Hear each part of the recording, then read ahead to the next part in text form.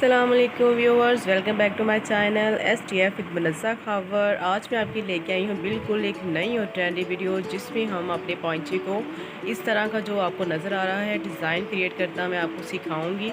तो ये बहुत ही खूबसूरत और जाज़ब नज़र आएगा। तो आइए चलते हैं, हम इसकी डायमेंशन करते हैं। सबसे पहले हम इसके पाइंचे का जो हमारा हॉल होगा, जो शलवार का जो पाइंचा होता है वो हॉल हमारा होगा, वो टोटल होगा 18 इंच तक, ठीक है।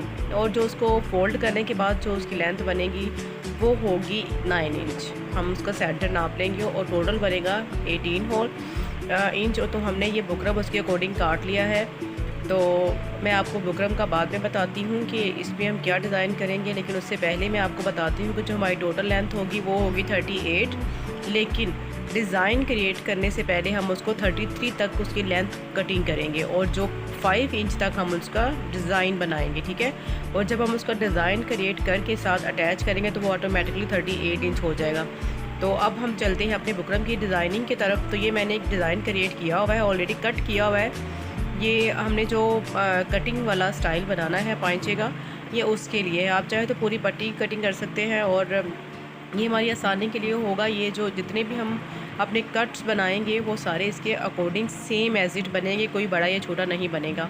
और आप देखेंगे ये सबसे सेंटर में जो मैंने लाइन लगाई हुई है, ये मैंने क्यों लगाई हुई है ये अभी आपको पता चल जाएगा। ये एक राज है व्यूवर्स, ये आपको भी पता चलेगा कि जब हमने इस तरह का डिज़ाइन बनाना होता है तो हम सेंटर में लाइन अगर क्रिएट कर लें हमारे बुकरम की, तो ऑटोमेटिकली हमारे पास दोनों पाइंचों का डिज़ाइन क्रिएट हो जाएगा। वो कैसे, आप देखें। ये पहले सारा मैंने डिज़ाइन ड्रा कर लिया है, ठीक है। अब उसको मैं सारा कटिंग करूँगी, ठीक है।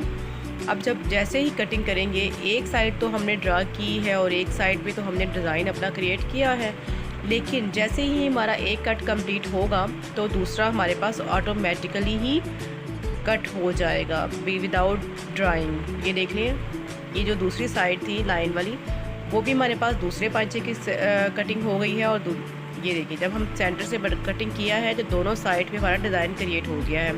ये जब हम आप गोल सर्कल पर डिज़ाइन क्रिएट करेंगे तब भी ऐसा कर सकते हैं और कट वाले में भी ऐसा कर सकते हैं। अब आपने ये देखना है कि अब आपने एक एक्स्ट्रा कपड़े के ऊपर इसको रखना है, ठीक है।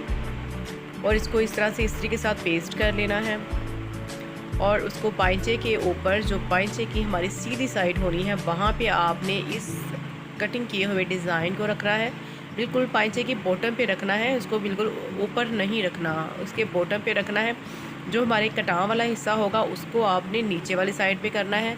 आप चाहें तो जो इसका एक्स्ट्रा ऊपर पार्ट आ रहा है, जहाँ पे आपने तरपाई या सिलाई करनी है, सीधी लाइन वाली जो है, वहाँ पे आप पखिया लगा सकते हैं ताकि वो आपका बुकरम वहाँ से उठे ना। ये चीज़ यहाँ पे आपने सिलाई लगा लेनी है या तरपाई कर लेनी है, ठीक है, जैसा आपको सूटेबल लगे। तो उसके बाद आप इसको इसके इक्वल रखने के बाद आपने इसकी सारी साइड्स पे एक सिलाई लगा लेनी है। आप इसको चाहे तो आप इसे सेफ्टी पिन के साथ या किसी चीज़ के साथ आप उसको ऑलरेडी पिन अप करके कर सकते हैं, ताकि वो आपका हिले ना, मूव ना हो। ये मैंने सारी सिलाई लगा ली है और उसकी कटिंग भी कर ली है। और इसको सेंटर में आपने कट करना है, थोड़ा सा डीप सिलाई से थोड़ा सा पीछे। अब प्रॉब्लम ये हुई है कि मेरी लाइट चली गई है, हाँ सॉरी, हमारे घर की लाइट चली गई है। तो मैं प्रेस किए बगैर आपको उसको स्ट्रेट करके दिखा देती हूँ, इसको सीधा करके दिखाती हूँ कि सीधा करने के बाद इसका लुक कैसा आता है। आपने कोई सुई ले लेनी है या कोई भी बारीक चीज़ जिसके साथ आप इजीली इसको सीधा कर सकते हैं। और अमूमन बारीकी वाली जो हमारी सिलाइयाँ होती हैं उसको स्ट्रेट करने के लिए हम सुई की बैक साइड यूज़ करते हैं।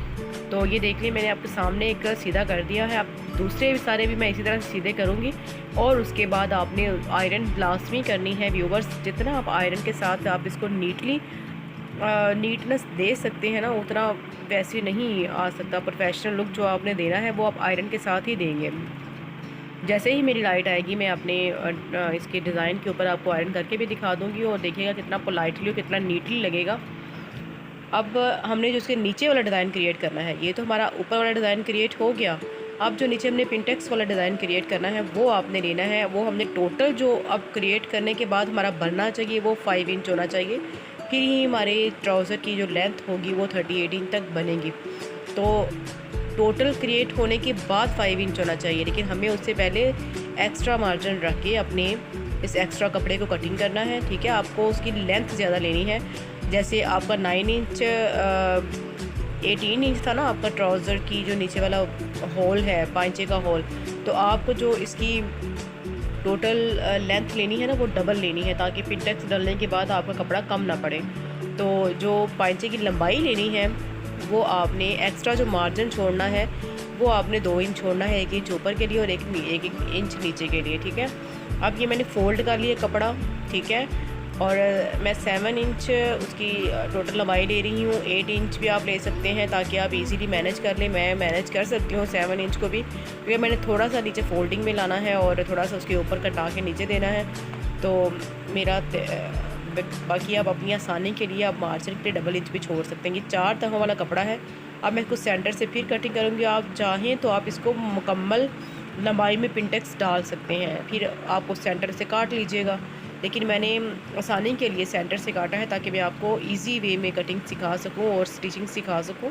इसलिए मैं आपको मुश्किल ना लगे, आपको आसानी के लिए। अब इस्त्री नहीं है तो मैं इस्त्री के बजाय नेल्स का यूज़ कर रही हूँ। हाँ, आप देखें व्यूवर्स, नेल के साथ भी बिल्कुल ऐसा ही लुक आ रहा है जैसे मैं आयरन के साथ फोल्ड कर रही हूँ। आप इसको सारा एज इट 1 इंच का मार्जिन दे के या हाफ इंच का मार्जिन दे के पिन टैक्स के लिए निशान लगा लें और उसके बाद इसको पिन टैक्स बना लें। ये देखें, मैं पिन टैक्स मैंने सिलाई लगा ली है, सिलाइयाँ सारी। और अब सिंपल कपड़ा लेंगे उसके नीचे के लिए। ये देखें, जो हमने नीचे फ़ोल्ड करना है उसके बिल्कुल इक्वल हमने सिंपल कपड़ा उसके नीचे लगा दिया है। अब हम इसके ऊपर जो कट है इसको भी आयरन करना है आपने लाजमी, ठीक है।